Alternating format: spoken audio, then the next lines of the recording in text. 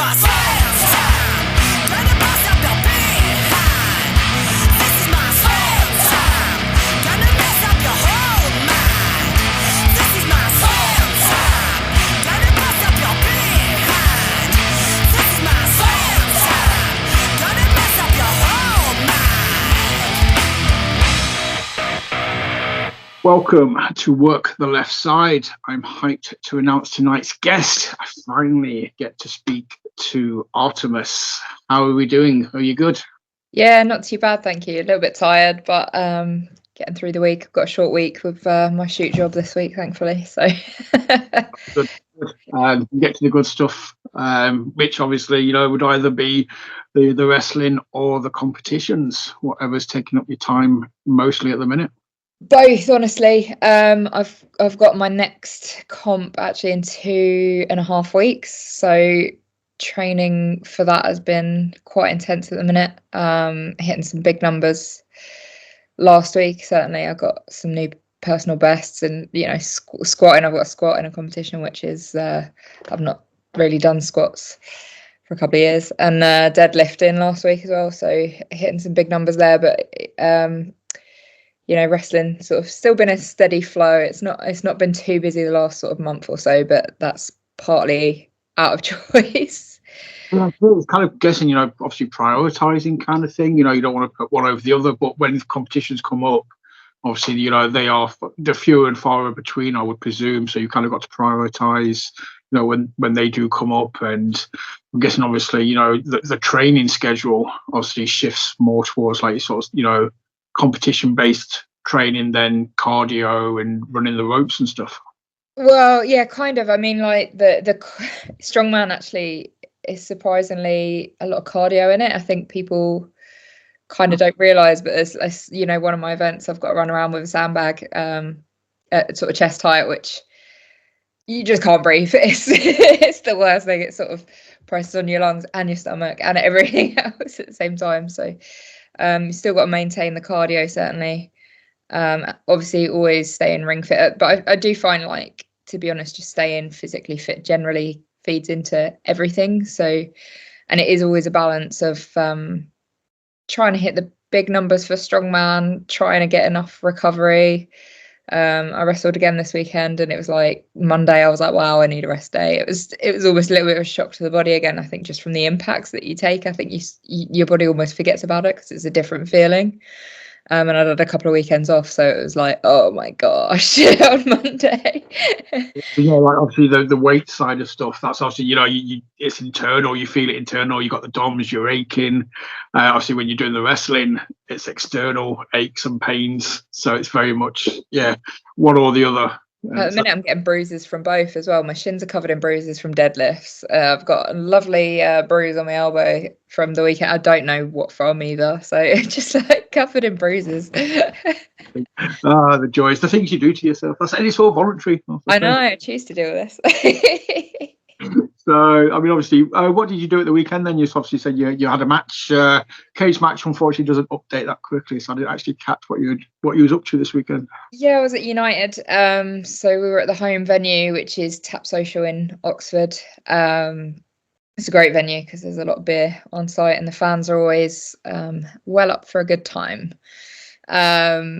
It's one of the promotions that I've had a lot of opportunities at, so I'm very, very grateful to them. But yeah, at the weekend it was kind of a rematch. So the last show I was in a triple threat with LA Taylor, who's the current champion, and Nina Samuels.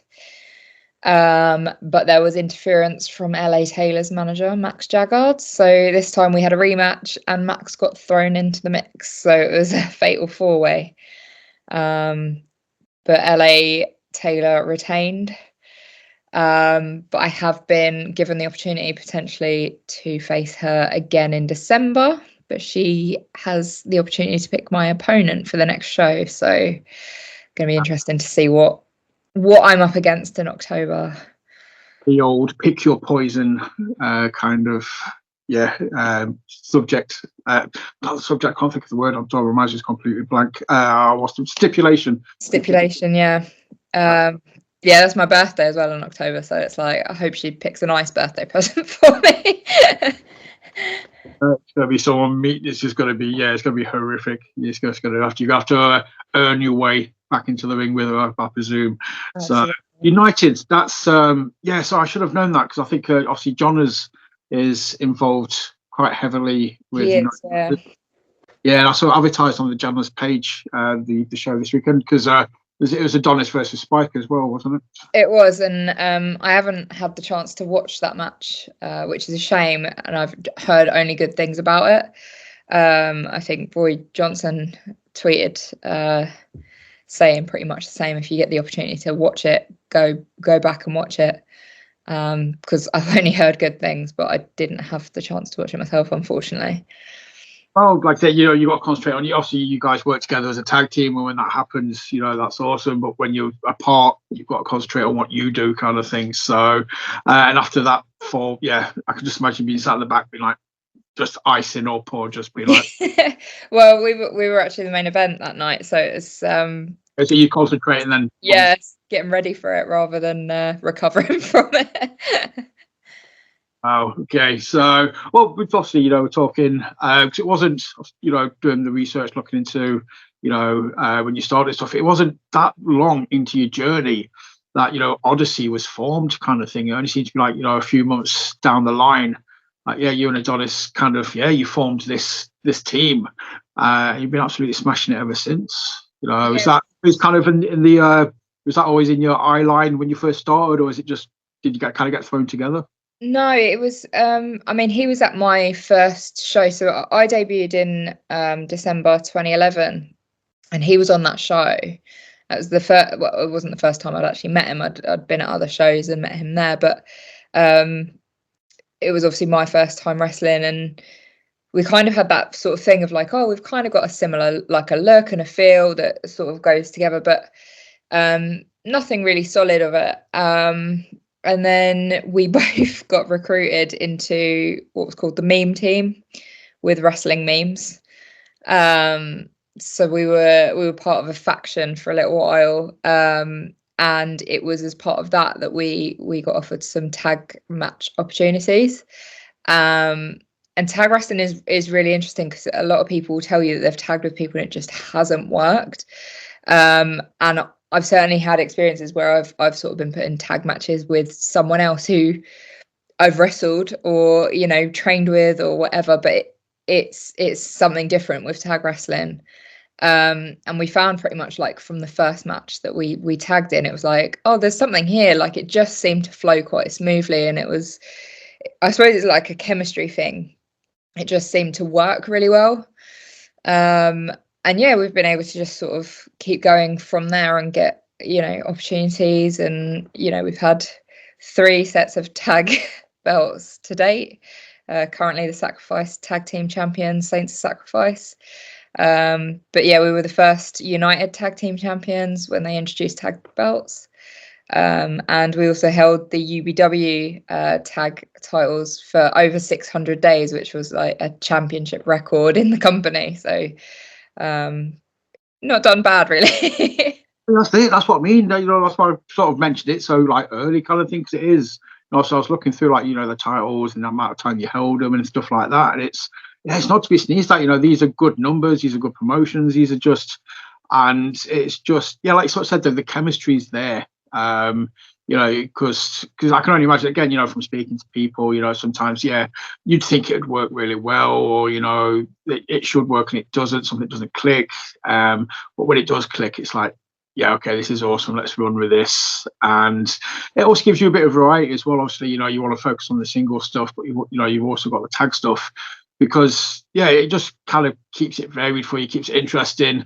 So obviously there's stuff you can do in tag team matches that you can't do in singles matches. You get that rush of the hot tag pop kind of thing.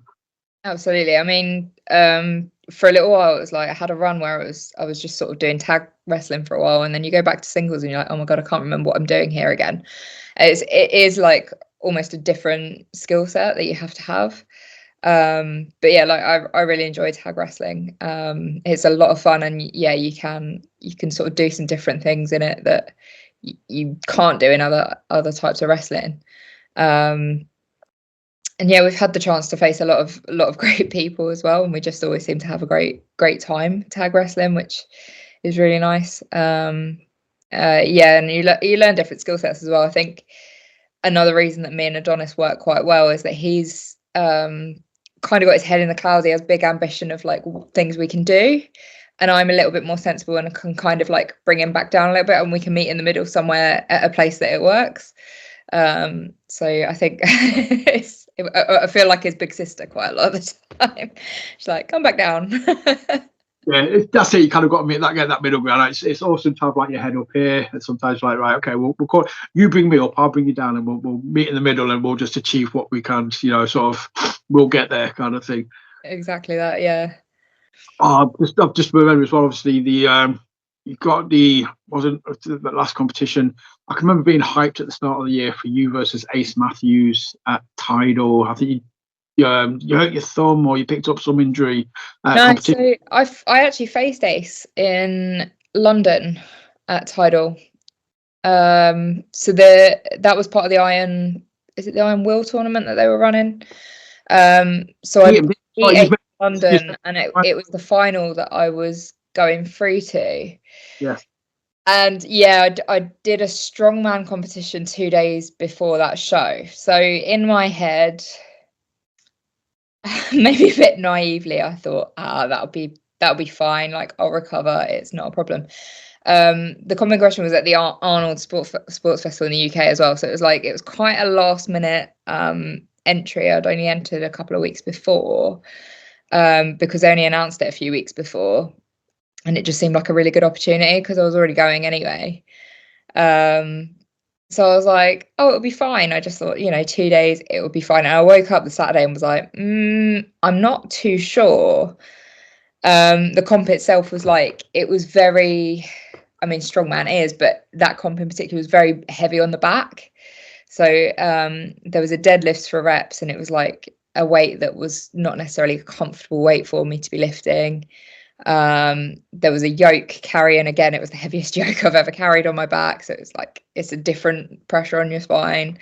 What was the log overhead? There was a sandbag loading medley, and then it was stones. So it was like your back was used in everything. And by the time I woke up on Sunday, I was like, I'm not going to be able to. I think my concern as well on the day was I'd have had to travel from Birmingham up to Huddersfield, which is still a couple of hours drive. And I was like, by the time I get out of the car in Huddersfield, I would have been so seized up. I wouldn't have been able to do anything. So it just didn't feel right to go through with it. And it's like, the way that I look at it as well is it's not just about myself, but I'm in the ring with other people, and I've got the responsibility of other people in that ring as well. And if I'm not physically able to perform in a way that I would consider safe, then there's just no question, that's something that I've had to feel more comfortable generally with this year. Like, this year's the first time I've pulled out of shows because I've been unwell, and it's like that weird thing, you feel so guilty about pulling out of shows, and you can't plan that, you just get unwell. It's what it is. But I was like, it's going to be a lot worse if I show up unwell and spread it, and everyone misses their bookings for the next month because they're unwell as well. Exactly that. So you kind of have to make peace with that, and it's like trying to take the responsible decision, not just for yourself but for the other people that you're wrestling. And it was disappointing, but it was the right decision at the time. And I'm sure obviously they fully support that and be like in full agreement, and be like, no, you're doing the right thing. Yeah, don't come.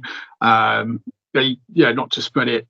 So you don't want to hurt anyone. You don't want to sort of work not at 100% and end up injuring yourself or injuring somebody else. It's not worth it. You'll be in badder books if you do that than if you just throw it up and be like, honestly, yeah, it's a no-go kind of thing. Exactly. Yeah. It was the Arnolds as well, though. That's huge. Exactly.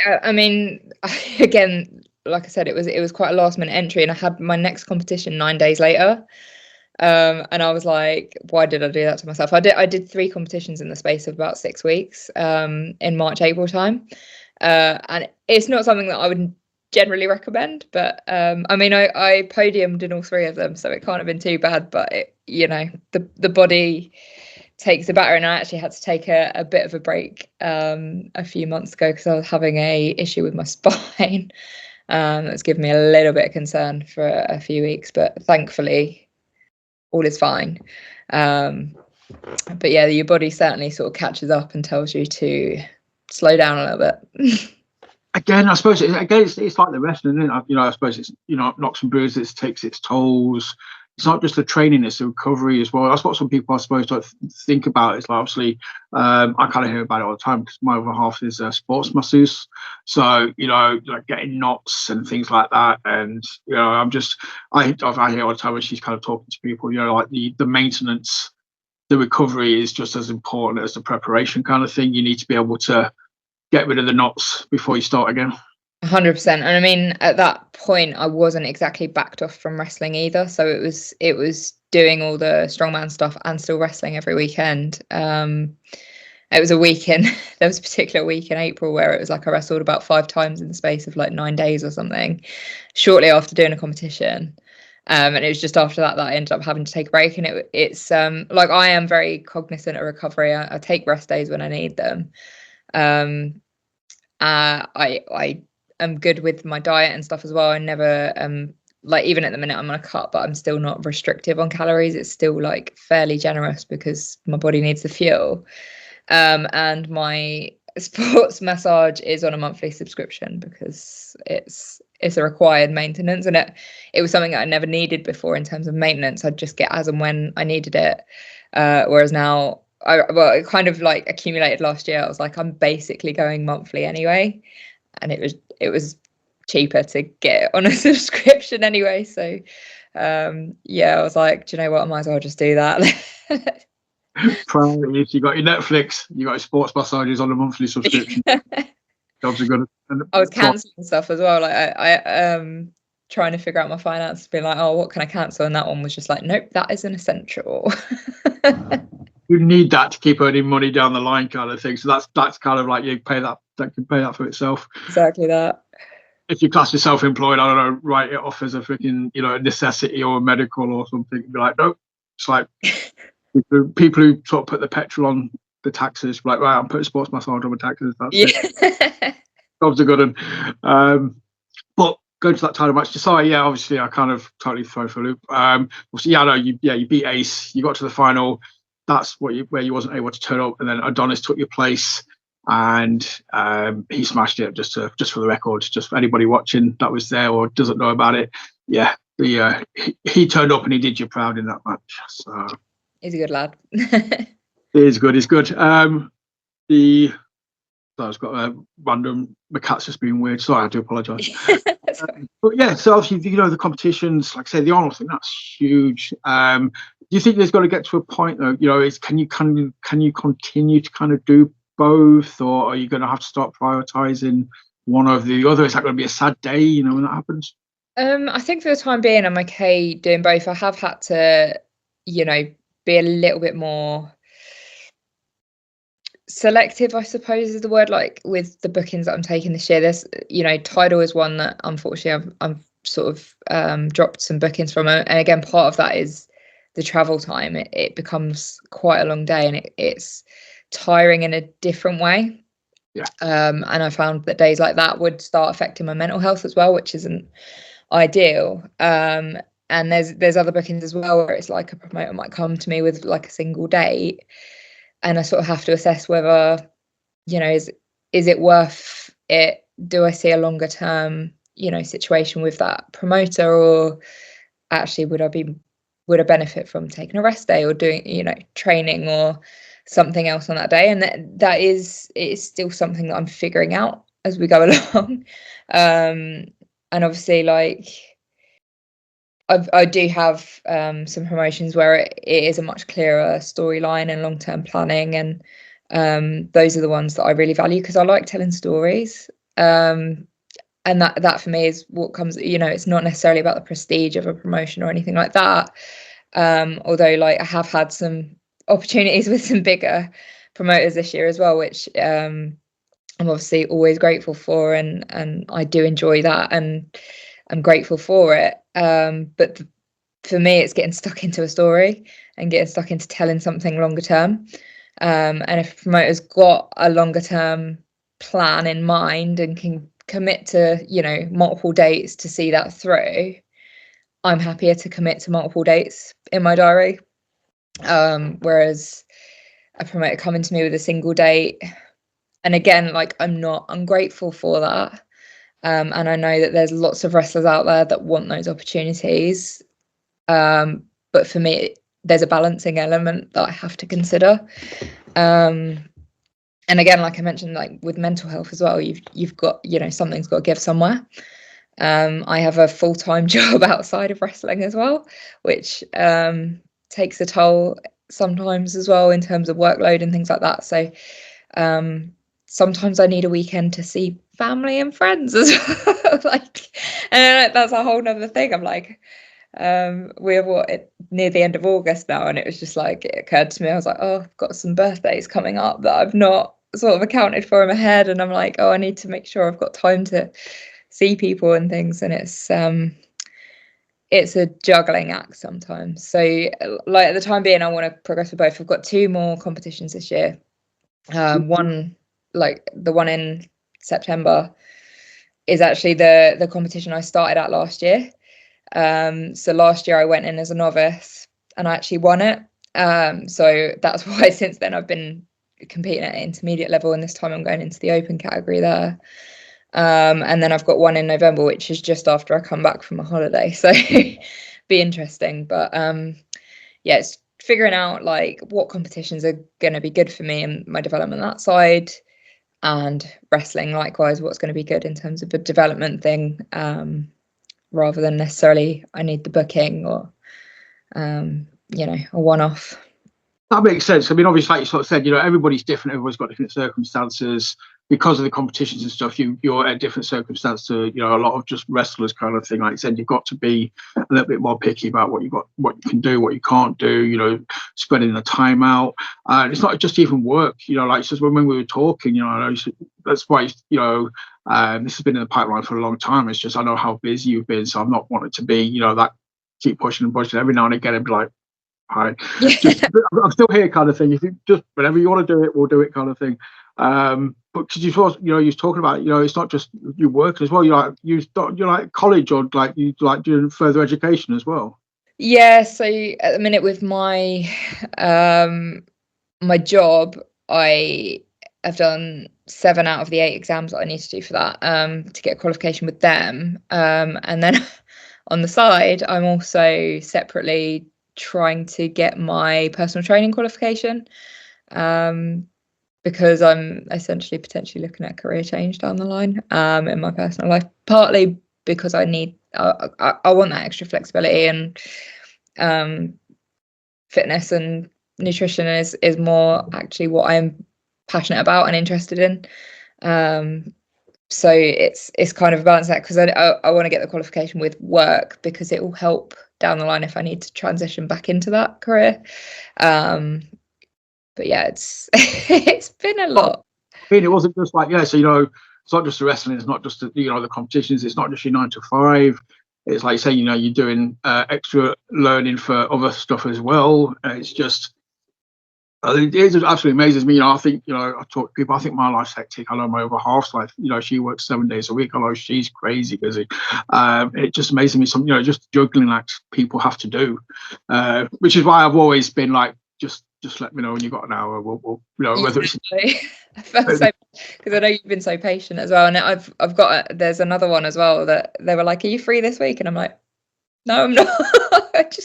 I feel really bad at it. It's like, oh, I want to do these things, and you know, I think it's really important, but it is just one of those things where it's like, even this week, it was I nearly had to cancel on you because I was due to be in Leeds today for like something else for work.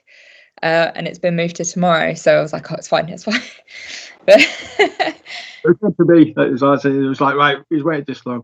But obviously, if you had, it would have been perfectly fine. I totally understand. You know, you're doing me a favour by talking. So again, this goes to any time anyone asks you to do a show or anything like that. Don't ever feel any pressure. You know, you're doing us the favour, so it's always at your.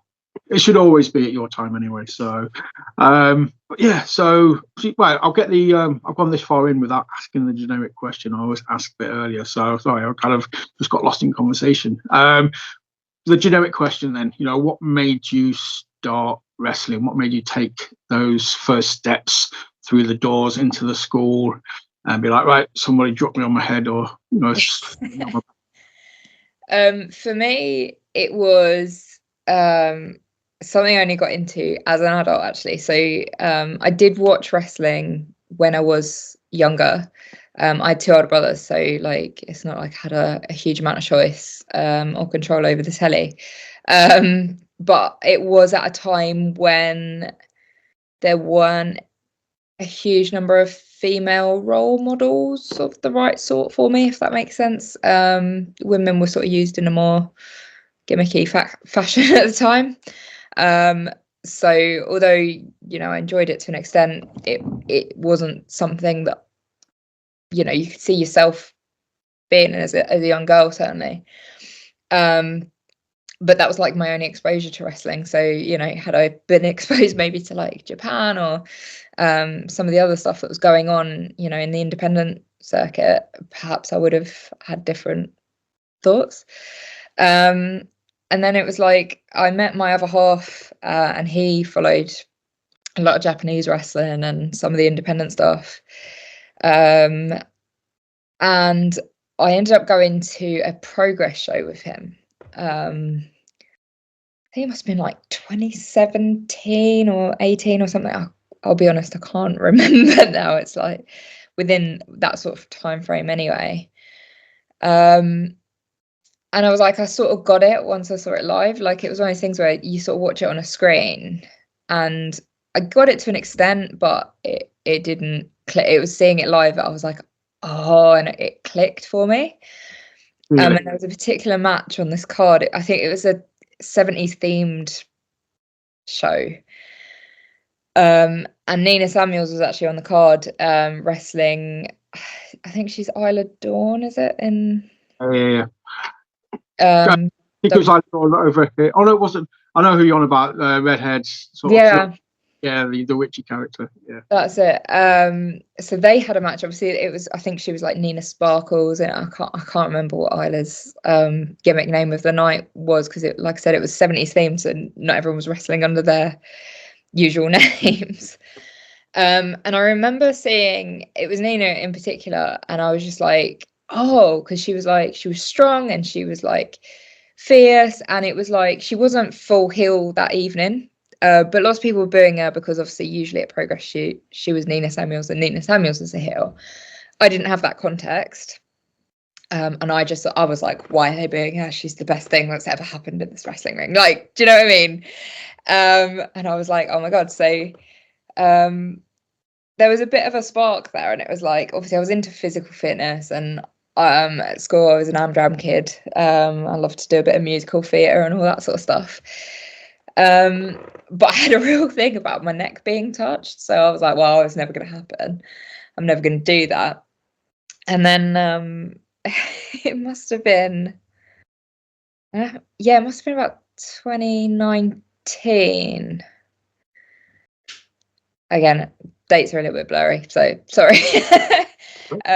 My other half's dad sent a message, and it was a Time Out magazine article, and Eve School of Wrestling in London was running a free like open day session.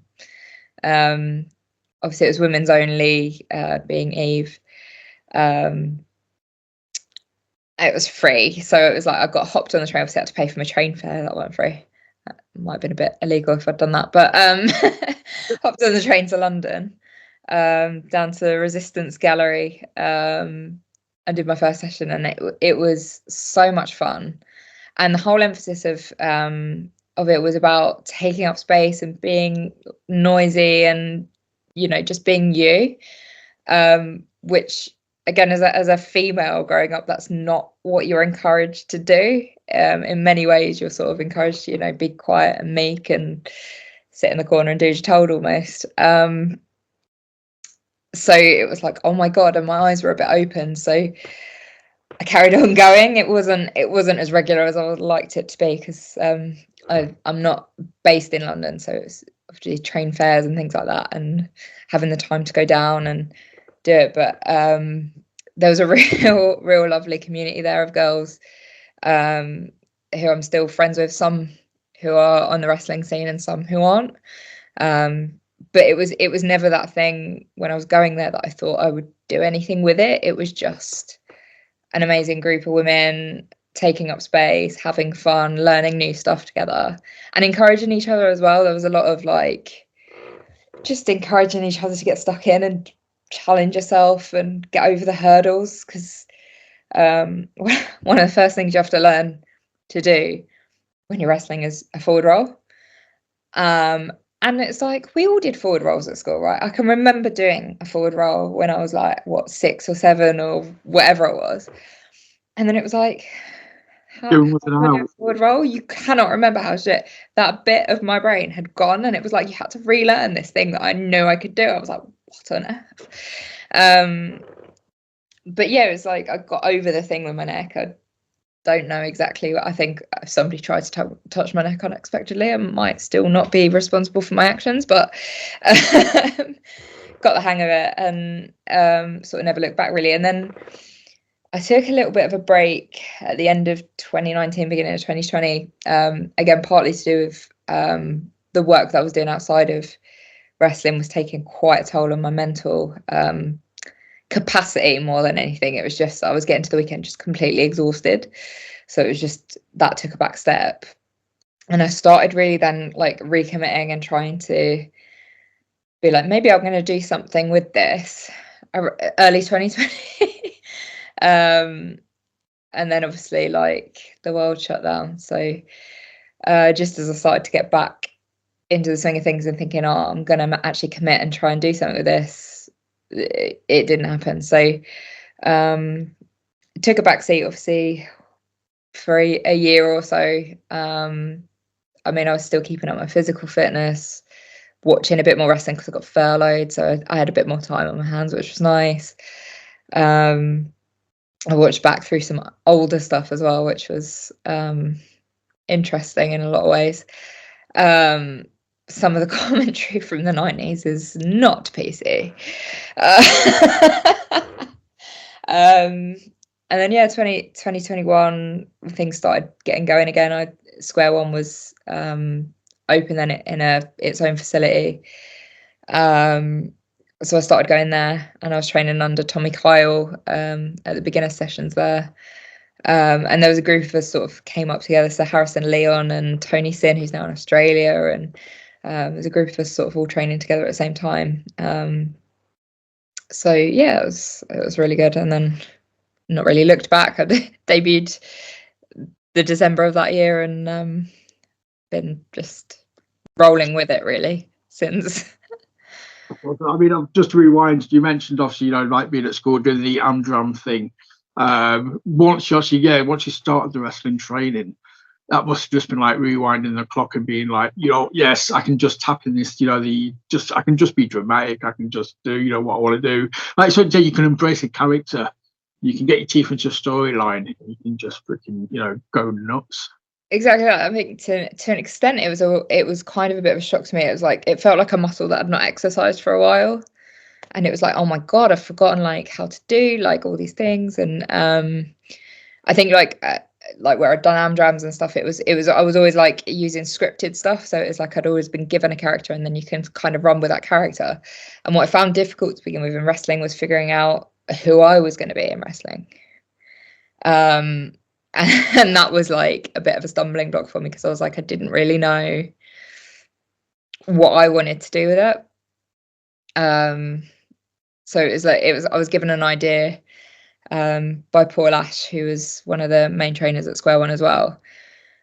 And it started off with like a hit woman. And that was like my original sort of iteration, I suppose, of Artemis. And Artemis, for those that don't know, is the Greek goddess of the hunt, which is where the name came from, and then as I was developing, I've sort of lent more into that origin of the name side of things, and sort of dropped the hit woman persona along the way. So yeah. That's cool. But yeah, obviously, you kind of like leaning more towards the Greek mythology of it, or the look, the everything about it kind of thing. Again, just rewind.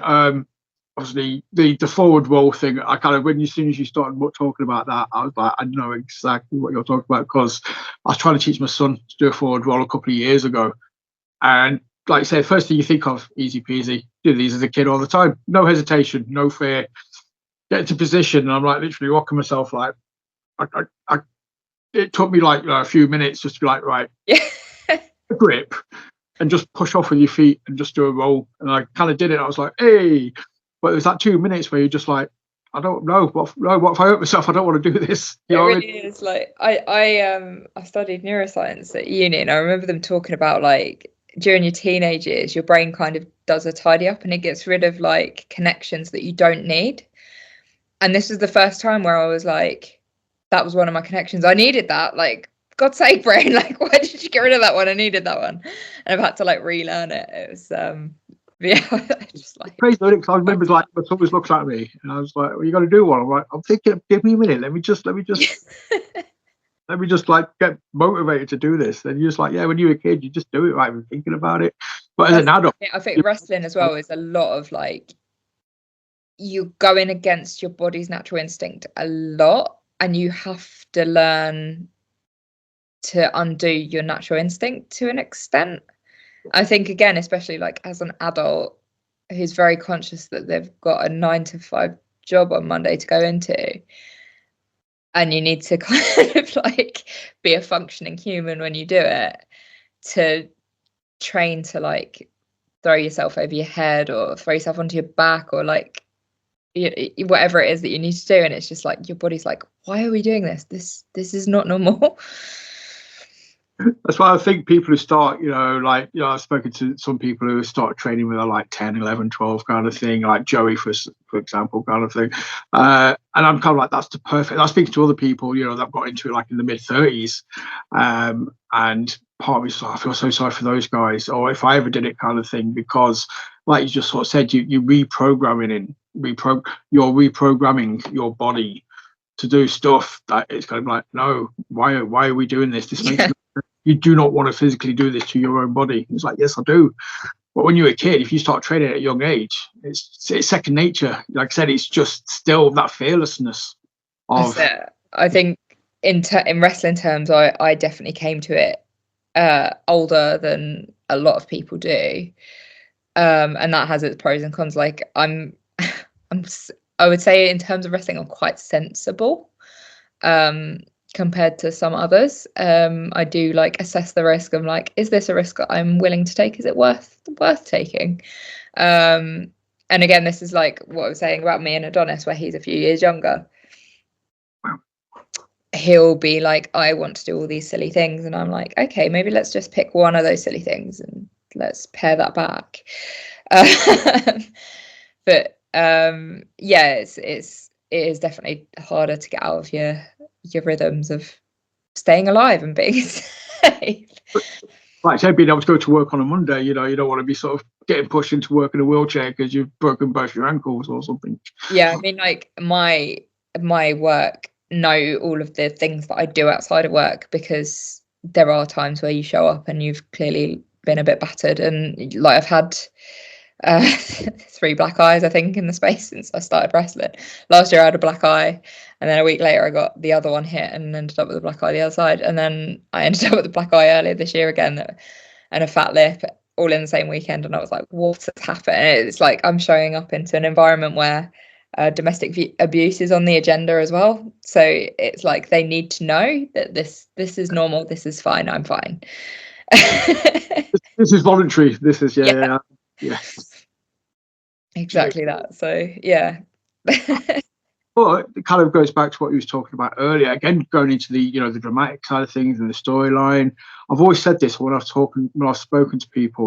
When you've got a character, when you're involved in a promotion that is storyline heavy, you can work smarter, not harder, kind of thing. You can, if you're in the middle of telling a story, sometimes less is more. So yeah, you don't do as much to get that reaction, which would obviously suit you perfectly in that sense. 100%. I think even in like the one-off matches where it's not necessarily part of a wider storyline, I sort of try and think about, well, what's the story that this match? What are we telling? And I always sort of think about who else is wrestling in the same evening as well, because I'm a big believer in terms of wrestling that a bit of variety on the card is essential. And if somebody is going to be going all out spot fest and you're going to be wrestling just before them, you kind of need to make sure that the crowd has got enough energy when they're going into that match.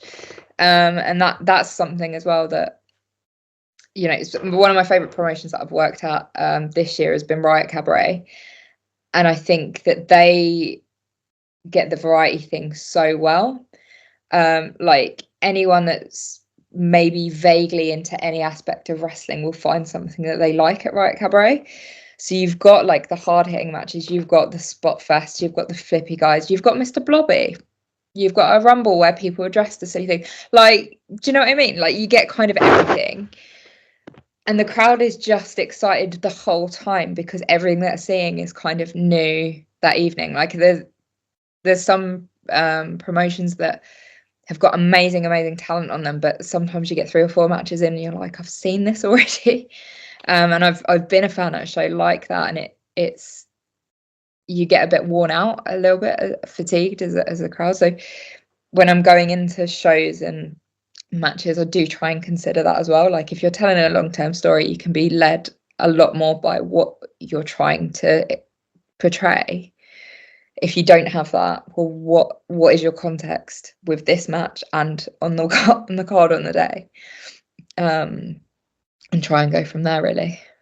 That's it. I mean, I spoke to somebody previously who kind of described the match as being like a TV series, not an episode of a TV show, but an actual series where like each sequence of like one move leading to another move is just like one episode. You tell so many little things within like a 2-minute time period that literally like a 20-minute match storyline wise can literally be like an entire series for a TV show kind of thing. Yeah, absolutely. I think you've got your introduction of who is everyone, and then your hero needs to go through trials and tribulations. They need moments where they're on top, and then things come crashing down again. And wrestling, TV and film is like a really useful way of looking at wrestling as well when you're trying to sort of learn how to put matches together and structure them. And TV and film can be a really useful tool for that.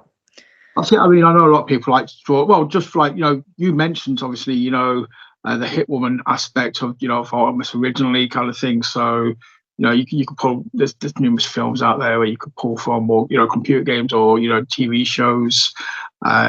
It's just pulling what you need, little bits from here, little bits from there, and also just making it your own kind of thing. You don't want to be like a full blown tribute to somebody that's in a film, or you don't want to be blooming the bride from Kill Bill. No, 100%. Although I have cosplayed as the bride from Kill Bill in a wrestling match before, but that was that was a one-off for fun. That was on a day that I wrestled 4 times at 3 promotions in a day, and again I wouldn't recommend doing that. But I had 3 fancy dress costumes that day. It was me and Adonis and memes. This was early days of the meme team. It was the October 2022. And we wrestled at UBW as a charity show. So they have a relationship with a charity called Spectrum. So it works with kids who are have ADHD, autism. And I had a match where I was wearing my gear. And then there was a rumble where I cosplayed as it was Louisa from Encanto, the strong girl, and in that. And then we ran from there to the car and drove over to Bedford to Sacrifice. And I was getting changed from Louisa into Super Mario in the car. And we wrestled as Mario and Luigi at Sacrifice. And then we drove over to United, and I dressed as the bride from Kill Bill in that match as well. So it was just like the most chaotic day. But you're right. Like in terms of like pulling reference, like my current gear, a lot of the inspiration for that actually came from Assassin's Creed Odyssey, the game. Playing that. There was a lot of stuff that I saw her and I was like, she looks so cool. Like she looks like she's ready to go to battle. And that's the whole point. Like in wrestling, you're going in for a fight, you're going in for a battle, and obviously with the Artemis being the Greek goddess of the hunt as well, it just felt like a good place to draw that inspiration from. I was like, oh, I really like the look of that, and that did form a lot of what my gear looks like now. So like I say, it makes perfect sense. It's in the name. It makes perfect sense. It's like, say, Assassin's Creed Odyssey. But I need to find pictures of that Mario and Luigi though, because like my son is like the biggest Mario fan you've ever seen on this planet, kind of thing. So if I can show him that and be like, oh, look at this, look what I talked to you yesterday. I'm like, oh, that would make I played as Mario once before. This was like a week after my debut, and I was in a rumble again. It was a Spectrum show the year before, and I fully drew on the mustache and everything. It was like a full commitment. But it was like I ordered the suit, and the shorts were a little bit tight on my legs. I had to cut slits at the side of the shorts. So it's like, yeah, sort of Mario. It's close enough. It's fine. The photo's just, like I say, the mustache makes up for everything. It's like that's dedication. That's commitment. I'm committed to the mustache. That's awesome. Just a shout out to Sacrifice as well, because I've spoken to a few people beforehand. Again, another very, very good promotion who always raise money for charities, always do. I think I basically everything there, all the each show is for a different charity, if I remember correctly, from when I've looked into it and watched what they've been doing. It is, yeah. So always a charity, and it will quite often be a charity nominated by one of the workers on the card as well, for various reasons. So we've had cancer charities, for somebody whose mum is currently going through treatment, and there's been pet like cat charities and things like that. So it is quite personal on that level. And I've got to give a shout out to the next show, sort of run in conjunction with Sacrifice by Wet Cake Pro Wrestling, which is in September. And if you're in the Bedford area, I really recommend coming along because you will see nothing like it in Progress. I've seen I want to say, I'm sure it was Act 2. I'm sure when I spoke to Act 2, they were the ones that were, because I remember looking through somebody's cage match and just seeing Wet Cake, and it was like 5 matches over like the space of 2 days or something crazy like that. Wet Cake won't run one show in a year each year, so there's been a couple, but I'm sure it's Wet Cake. That name, as soon as you said that, I was like, I've seen that before. Like I remember like having to double take, when you look at promotion worked out. I mean, like, it's the most bizarre thing that I've ever seen in wrestling and been a part of in wrestling, and yeah, it's a good night had by all. So I've got to put a shout out for that one to come along. Definitely. So that's in the Bedford area. It is. It's at Bedford Football Club. September. I want to say it's the 17th, but that date might not be 100% correct. But check social media because it will be there. I will be Googling this afterwards, and I will post links and stuff in as well. I'll probably, if I can find a picture of the show, it'll pop up in a minute now when people are watching this, and it'll just. But yeah, I think you're the same as me. Sometimes, like you said, you've got that many dates coming up, that many sort of. It's easy to get them confused. I am a person still with a physical diary, and if things aren't in that diary, they aren't happening. That's it. I've literally, I've got them in my phone calendar. That's about the best that I do. I've literally some there. I just screenshot, but even then, I'm still like, did I put it in and I not put it in? Oh, too late. It's gone. If I had anything planned, it's not. That's why I never commit to anything if I'm not in the vicinity in my diary, because I will forget. I know that about me, so I'm like, can you message me later and I will check. I don't know. But no, Wet Cake is pop drawing. I've heard that before, and I've talked to somebody about it before, and I can remember them just being full of praise for it and absolutely just hyping it up and just being like, it's it's like a one-off, like say once a year. It's unmissable kind of thing. So it's special. We'll spread the word. Like so the promotions you've worked at, obviously the tag titles. It can't be long, really. I would have thought before you start getting some belt collecting, like singles as well. I mean, I'm So obviously I said earlier that I'm in contention for the title at United, providing that, you know, we can deal with LA's manager staying out of it, because he's hit me twice with a belt that doesn't belong to him.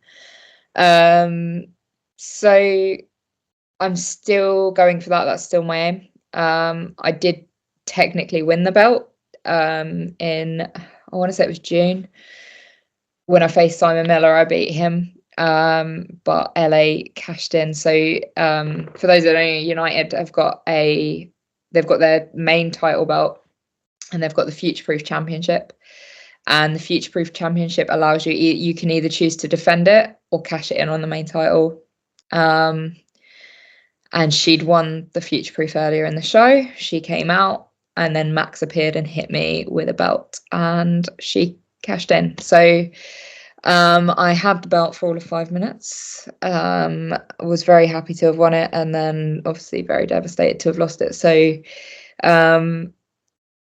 that one is less about the belt and more about me getting even with LA Taylor at this point, to be honest. I do currently hold a singles belt with DOA Wrestling. What is it? The name of the title? I can't remember, but it's covered in emojis. It's my favorite title that I've ever seen. It's got a poo emoji on it, and it's green. I'm all for green titles. Promoters get more green belts because amazing. Yeah, so I've currently got that title, and I am booked to wrestle the current women's champion at UBW in September as well, at their 11th anniversary show. So Amira currently holds that title, and that'll be a first time matchup with Amira. So I'm quite excited to have that match, to be honest. So that, you know, we're trying. But you know, there's no guarantees with these things. Obviously, you've just got to give it your all, and like I said, sometimes it's not about the title, it's about the person that's got it. So it might not be about the title, but it's about them not having the title. Exactly that. LA Taylor needs that title taken off of there. So but that could be 5 belts. You know, you got the 2 tags. Let's say you got the DOA. We've got 1 tag at the minute, and I've got the DOA. So at the minute, I've got 2 belts. And I'm currently in contention for 2 more potentially in the next few months. It's pretty exciting times, isn't it? But are you of the again, you know, speaking to so many different people, for me, it's belts are like the hardest things to try and explain to people who don't watch wrestling, or, you know, people who just kind of casually watch it, or, you know, they catch you watching it, and then you're watching it, and then somebody wins the belt, and you're like, yes, you get really excited that somebody's won the belt, and they just look at you like, what are you excited for? I'm like, well, it's acknowledgement. It's a pat on the back. It's like a promotion. Basically, you get a belt in any promotion. It's like it's like getting a promotion in your job. You're being elevated to the next level. Yeah, I think it is certainly a recognition thing to be put in contention for titles. It shows the promotion has trust in you. Because anyone that's walking around with a title of a promotion is essentially the face of that promotion for that period of time. And that comes with responsibilities, with, you know, in terms of how you present yourself, present that promotion. And, you know, that's something that I don't take lightly as well. Like, I appreciate that, you know, United, especially where we ended up with the tag team titles, to be put into that picture so early on when we were really unknown to them. You know, UBW as well, to an extent, we won those titles first, but we were kind of raised almost under UBW. That was our first promotion. So United took a chance on us as very inexperienced wrestlers, and put us in that picture to get the titles, and obviously we ended up winning them, and we were the first people to hold those belts, and that in itself has a legacy to it. And I think as well, like, for me, that really set the precedent as well for United. I know that obviously they'd been champions before, and but they're very, I wouldn't say gender blind, but they're very just, the titles are open. At the minute, the main title is held by a woman. And for the last 3-4 shows, there's been a couple of number 1 contenders, based on different circumstances, and they've all also been women, and that's just the way that it's happened, because of the stories that have been told, and that's just how it is.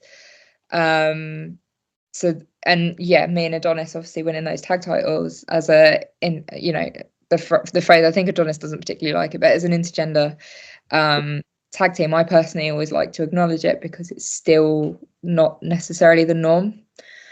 And I think it should be, to an extent. Like, it's a shame. There are obviously promotions that don't do any sort of intergender wrestling, and that's their prerogative, and that's fine. But it does sort of close the doors to us in terms of as a tag team, and we have been to promotions where we have been the first intergender match at a promotion, and we're starting to break down those barriers. I mean, our dynamic as a tag team as well. Obviously, I'm kind of the strength element of the two of us, and it'll be me that's clotting people about because they've messed with Adonis, rather than kind of the other way around in many ways. And there are other tag teams that if you look at Rob Drake and Lana Austin can handle herself. Thank you very much. So we're seeing it more often, but for me it's still important to highlight that that's not necessarily the norm. I will wrestle anyone, to be honest. Like, I don't care. Back in the day, but no, I agree with you. I think I kind of get where Adonis is coming from, in the sense of like, why acknowledge it? Because it should be the norm, but it's not the norm. So we have to acknowledge it for the time being until it becomes the norm, if that makes sense, kind of thing. So he's very forward thinking, just not in the here and now, where it should be acknowledged, and it should be like, oh, okay. The more we see this, then we can stop acknowledging it, because it becomes the norm. Exactly. Like I said, for us, we're banging down doors and we're trying to break down those walls. So we have to acknowledge that there's an issue for us to be able to do that in places. So. Ooh, I've just had a random. Sorry, I just thought, just like fun again. Anybody who knows me, anybody's watching the episodes, I always end up going off on a little tangent for a couple of minutes, just about, I just randomly think of a match while we're talking. I'm like, I'd love to see like Odyssey versus like Misery Business, True Grit or something like that. That would just be like, I can imagine Alan Kay, squaring off, and like Joe Wade and Adonis, just squaring up, kind of thing. I'd just be like, 100% we'd be game, I'm sure. So I mean, I can't speak on Adonis's behalf, but I'm pretty sure we'd be game. That'd just be amazing. I just like you say, you're doing stuff. There's a few tag teams out there, like you sort of said. There's Rob and Lana over at Grand Pro. They've got the Austins, obviously Lana and the other Austin. You've got Scotty doing stuff with Dog's Bollocks. It's just it's awesome. And like I say, it's becoming more established. And I think as well, like you sort of said about United, about there's no gender title to the titles. It's the top title. It's not the top men's title. It's not the top women's title. I think obviously North are very similar as well. They have a title up there, which is up for grabs for everybody, kind of thing. I think Rio's obviously holding it at the minute. Yeah, like I said, I'm not completely anti there being women's titles and things, but I think the context is important. And if you've got a really strong women's division and you just want to give the opportunities to but and you're displaying both men and women in a good capacity, then I don't necessarily think there's anything wrong with having both and giving opportunities to men in the men's title and women in the women's title. But sometimes, like with United, they have a roster and there is more men in that roster than women. It's just, I think, a natural balance in terms of available wrestlers. But the women have as much opportunity in that as the men. So it's not, I think a lot of the time as well, it's just to do with availability, because in many ways, there being sort of fewer women as a whole on the scene, we're busier in some ways. So it's like there's fewer of us to share around if promotions are running on the same day. So I think that's kind of partly, why there are fewer women sometimes on shows. But if there is a really good women's roster and it's a really competitive division, then I don't see it, like with the Olympics, it's not the same, but having the men compete and the women compete in separate and both being given their flowers is a good thing. So for me, it is the context of it. So if you've got a really strong women's division, sure, have a women's belt. If you're not developing your women's division and you're not investing in it, just give the opportunities to the women that you've got. No, totally. I'm not saying, I'm not saying one's right, one's wrong kind of thing. I think it's like we talked about earlier, the variety. You want to see different things on different shows, different promotions doing different things. Mm-hmm. I don't, like I said, as long as everything's on equal footing. Again, I'm just referencing, obviously, Responsive True, but it's a promotion that I know of very, very well. Obviously, they've got the men's title, they've got the women's title, but the Rumble is always both. Won by anyone, and whoever wins it, goes after the respective title, and that works really well. Rio won it this year, so again, I keep picking up Rio as well, because again, that's a match. I would love to face Rio.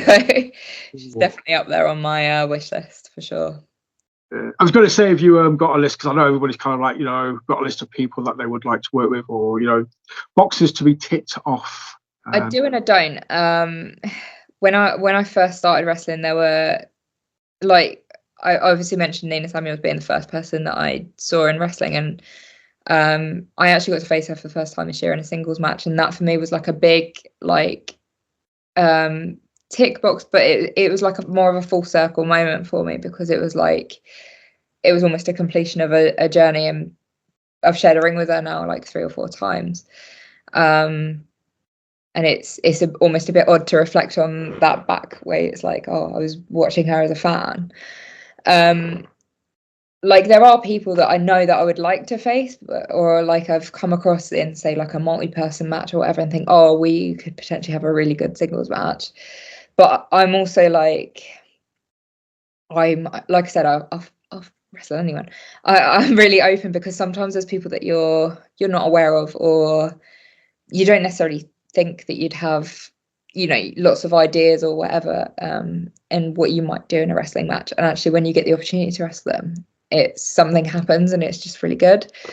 And I think that the risk of lists sometimes is that you kind of put people's noses out of joint, and you sometimes close opportunities rather than open them.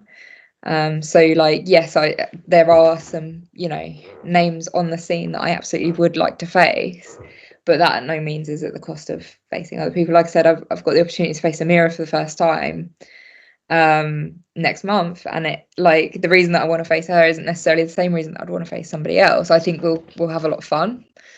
Is my main thing, and I think that's really important sometimes in wrestling as well. I think we lose that. Like, this isn't my full-time job, because I can't afford for it to be at the moment. It's the reality of the situation. So like, if I'm not having fun, then what am I getting out of it? So sometimes it is just a case of like, I want to wrestle someone because it's going to be really fun. Like, I can imagine it being fun. And sometimes it's like, I want to wrestle someone because I think we'd have a banger of a match.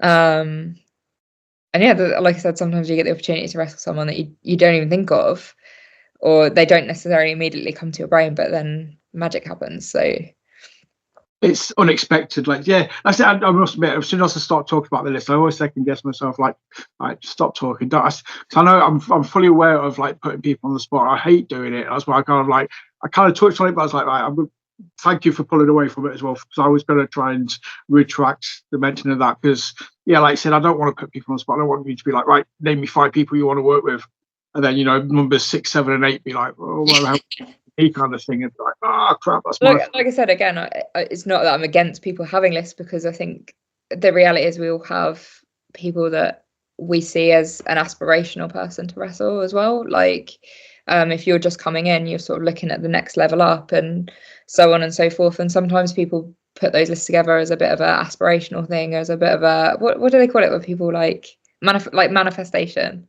Yes, manifest things to happen. Yeah, it's not necessarily something that do, but like some people like to put that sort of thing on paper. There's promotions that they want to wrestle for, there's people that want to wrestle, and it's kind of a manifestation thing. But sometimes people feel a bit oh, I wasn't on anyone's list or whatever, and I just no, I'm not a fan of the politics sometimes with wrestling. I totally agree. Like I said, the lists are awesome, but they're for your sort of personal kind of, like say, manifestation. You know, you want to put it out in the universe, you want to write it down, you want to pin it up on the wall somewhere and tick things off as of when you do them. Awesome. I've officially stopped asking people for like about the lists kind of thing. Like I say, I kind of caught myself doing it. I was like, ah. A long time ago, and I hated doing it. Every time I did it, I was like, "You're an idiot! Why are you doing it?" So, but Rio, not on a list, but just somebody who is acknowledged as would be an awesome opponent. I think, you know, again, she's perhaps one of the best in the UK at the minute, and I think she's always stood out to me as well as somebody. For me, is seeing other women that have got like that aggressive, hard-hitting type of style and attitude, and she obviously trained around a lot of the strong style in the north guys.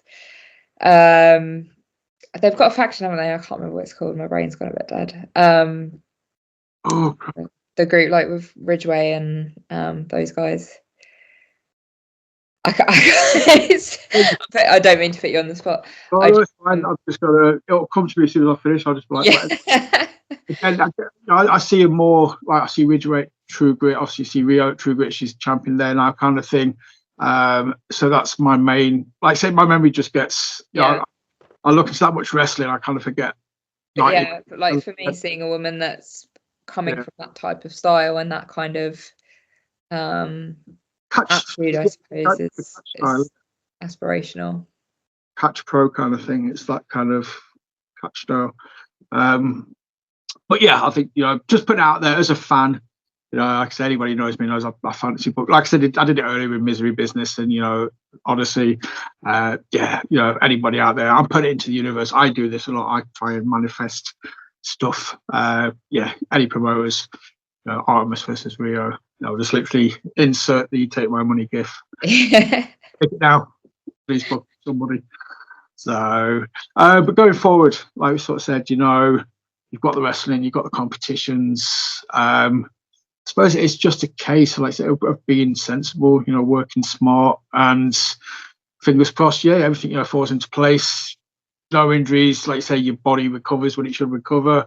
And you said you had 2 more competitions left this year. Yeah, so I'm doing 2.5 weeks away is Wiltshire's Strongest, which is where I competed for the first time last year. So I'm sort of deep into training for that. Like I said, I took an injury break earlier this year, and I've sort of been like, oh my god, I need to train for it in the last couple of months. So panic training for that, I suppose. And then the other one is Cambridgeshire's Strongest in November. So that's an interesting holiday though, because obviously you've got to kind of want to be on holiday, but if it's the week after, you're kind of going to have to be, you know, in beast mode a little bit. Sure. Well, I think so the way we usually go into competitions, for strongman especially, you tend to train. So the first competition, for example, is a Sunday, so I might be training up till Wednesday of that week, and then I wouldn't be picking up anything Thursday, Friday, Saturday, and I'll probably be getting some extra calories in and that sort of thing.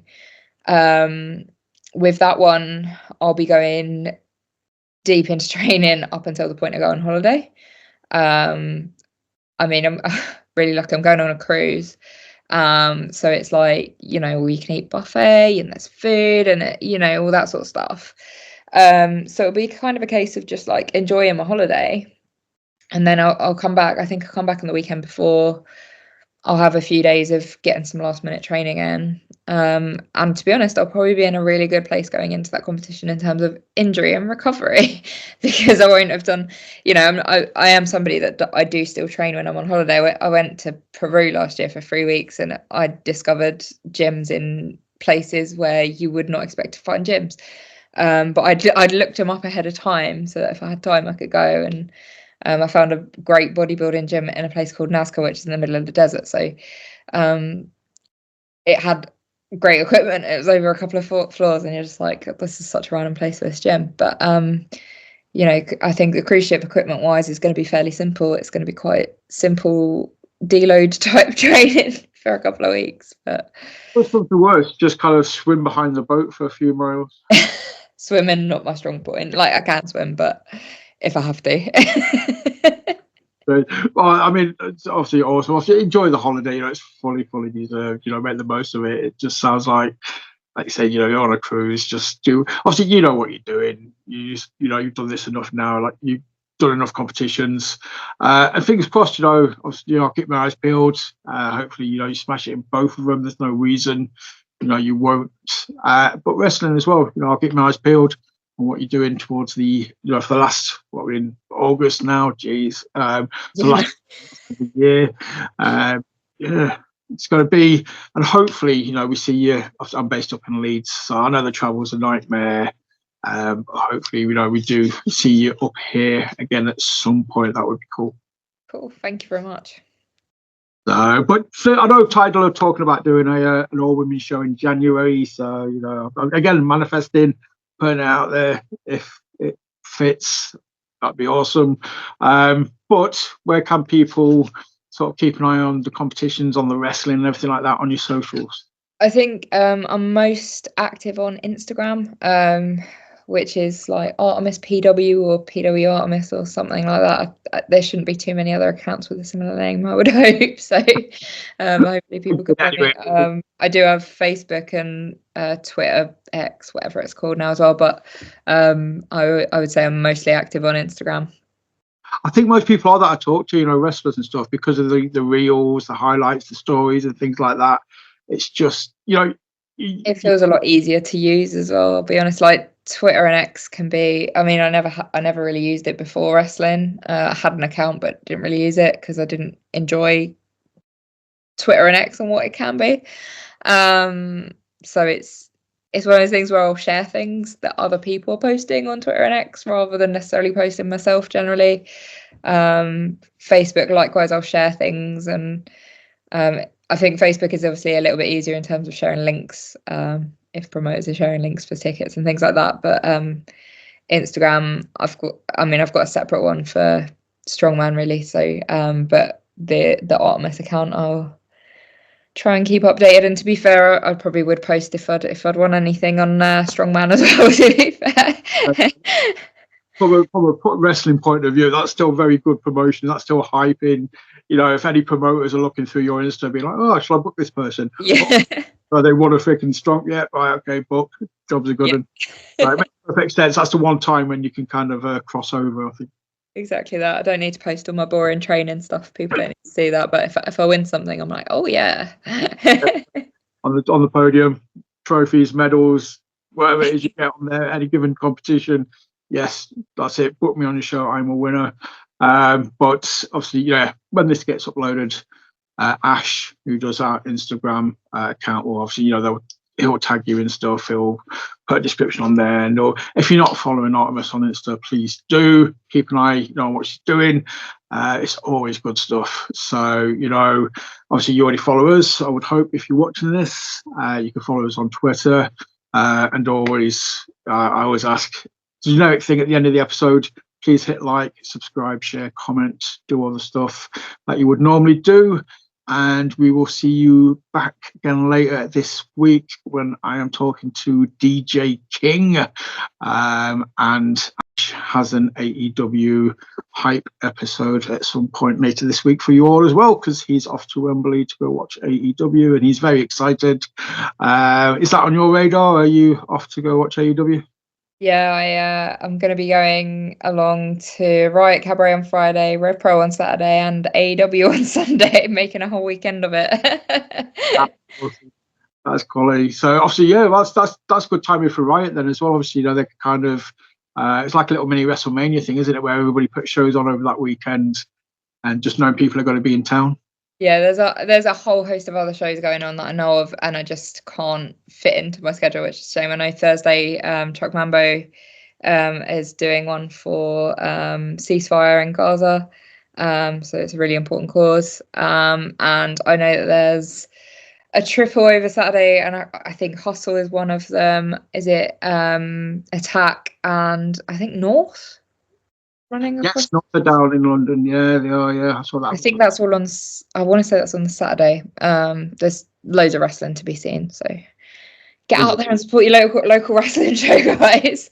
That's it. Or if you're down south and like say North are down and you've never seen North, you only ever seen North on YouTube because you can't make up there. They're in the neighbourhood. Go see them when you can, kind of thing. But yes, it's a good time to be a wrestling fan. I think that weekend is just spoiled for choice. So whatever you go and do, enjoy it. Support it. Buy some merch. Cheer the goodies. Boo the baddies. Have fun. And just enjoy British wrestling because it's awesome. So, Artemis, thank you so much for taking the time out to talk to me. It has been an absolute pleasure. Thank you very much for having me, and thanks to everyone listening as well at home. Yes, thank you for watching and listening. I love you all. So we will see you again very, very soon. And Artemis, again, thank you so much. And we'll see you again very soon. Goodbye.